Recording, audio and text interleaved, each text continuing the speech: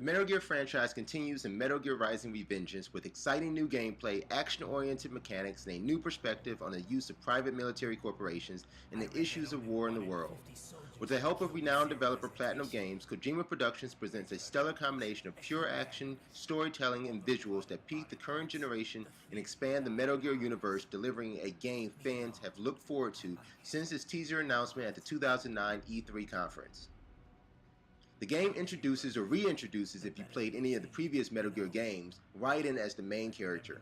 Raiden is the product of cyborg technology utilized in private military corporations around the world.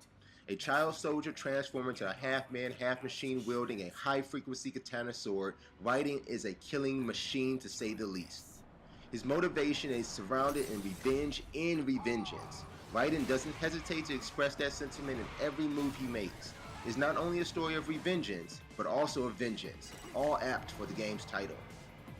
The game's story takes place in the near future, approximately 3 years after the events of Sons of the Patriots. The Patriot system, who secretly controlled the global balance of war, is no more.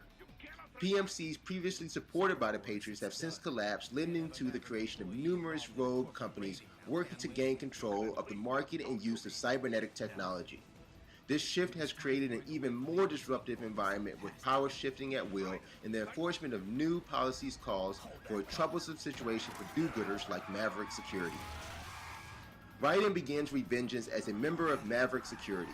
He continues to fight for the protection of lives and still has a sweet spot for children. He's saving the weak from power-hungry individuals. Raiden is fueled by the need to resolve his past and find his future in a world that seems to place him and his kind at the epicenter of a growing war for use of cyborg and AI soldiers.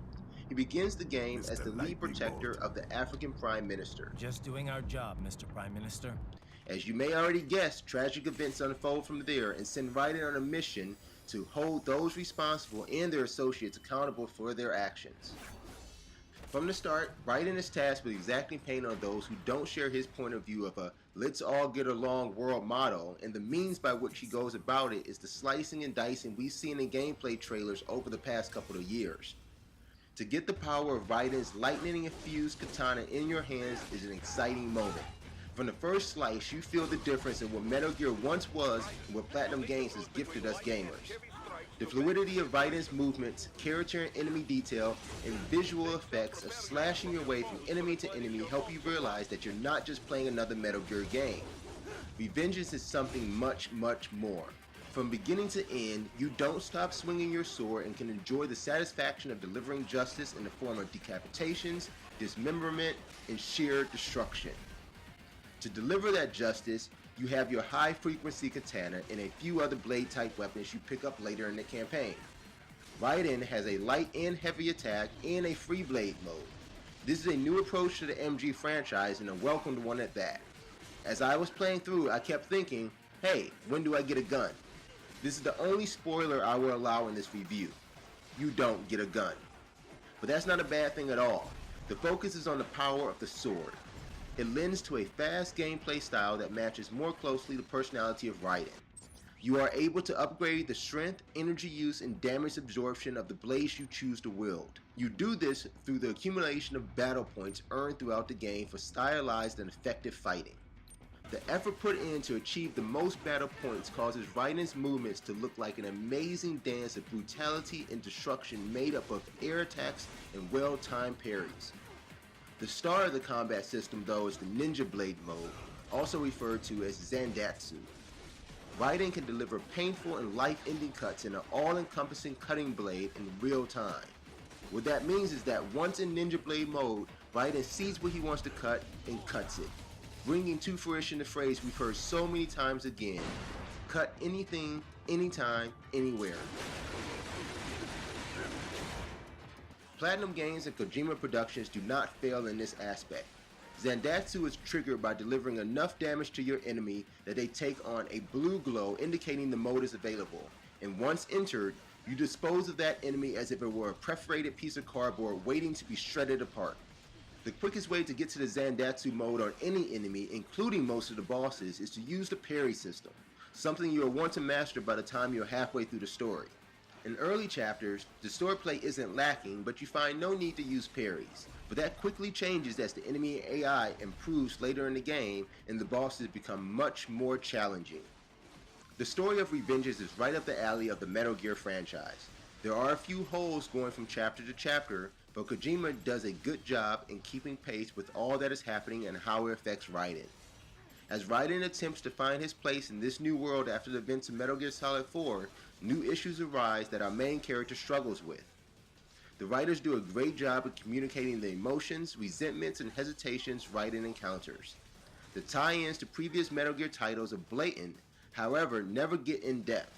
This means those who have played the previous entry don't get bored, and it gives those who haven't something to go back to without giving away too much and making the trek into the past inviting. I encourage those who want to find out more about the Metal Gear universe to go back and play them, especially Metal Gear Solid 2 and Metal Gear Solid 4. The story cinematics drive the gameplay. Cutscenes between chapters entice you to continue playing to find out what decision Raiden will make and how he deals with the outcomes after each. You have no control over these decisions, but for the most part, you'll find yourself agreeing with Raiden and his Maverick cohorts. The cutscenes provide just as much action as in the controllable gameplay and pull you further into the troubles Raiden is faced with. The one drawback of these creative and action-oriented cutscenes is that there are many moments that look like they should have been playable but aren't. Although it is an old and gimmicky mechanic, a few quick-time button push events wouldn't have hurt and may have provided a greater appreciation for concluding the chapter or segueing into the next. You will believe that this was even more possible because the graphics during gameplay and cutscenes were extremely close in terms of detail, rendering, and flow. Cutscenes truly appeared as if you hadn't left the playable portion of the game, and during them, you constantly waited in anticipation to press that trigger or execute that finishing slice of the blade.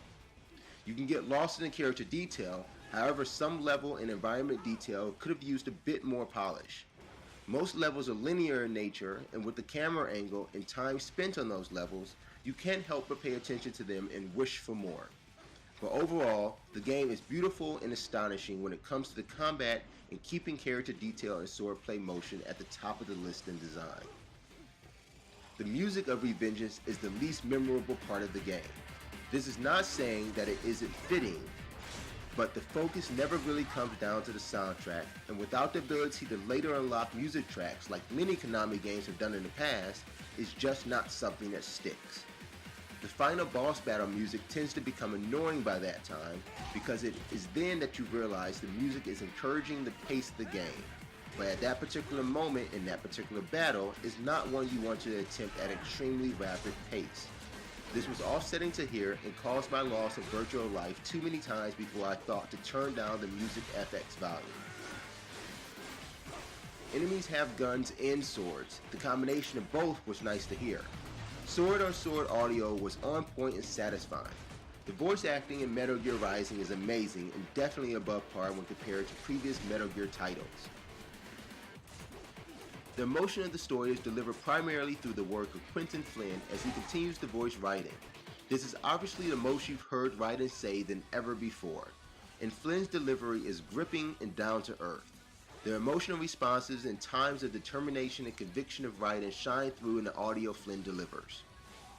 Overall, Metal Gear Rising: Revengeance sends the Metal Gear series in a new direction of action, superb visuals, and a new gameplay style. What it doesn't leave behind is an engaging and epic story, character establishment, and room to grow. The visuals of Revengeance shows the leaps it's taken in the current generation and even sets higher expectations for the next gen of gaming. The new gameplay mechanics set the precedent for what swordplay can and should be in video games and offers the action and excitement we've been missing in third-person action titles in the current console era. Though early levels tend to be filler and lead up to what turns out to be a great climax, the campaign is worth the time and effort from beginning to end. The length of that campaign is a downside, as the normal mode can be sliced out in about 8 to 9 hours, making it a very short adventure. The only unlockables throughout are VR missions that send Raiden on capsules of hacking and slashing scenarios. Other than an attempt to unlock all the VR missions or playing through the 3 difficulty settings for timed runs or increased battle ratings, Revengeance offers little in the realm of replayability. Promised DLC may help out in this arena, but as it stands, there's not much to see here after the first or second playthrough. The efforts of Platinum Games and Kojima Productions, 2 of the best studios in the industry, shine in terms of gameplay, graphics, and storyline. With all that attention, it seems level detail and a longer one-player experience fell to the wayside. But for what you get in the game, which is a new take on the Metal Gear franchise, innovative gameplay, and beautiful visuals, it is a worthwhile entry in the Metal Gear universe and one that would definitely be a long talked about title by fans, old and new. We at 1Life2Play give Metal Gear Rising Revengeance an 8.5 out of 10.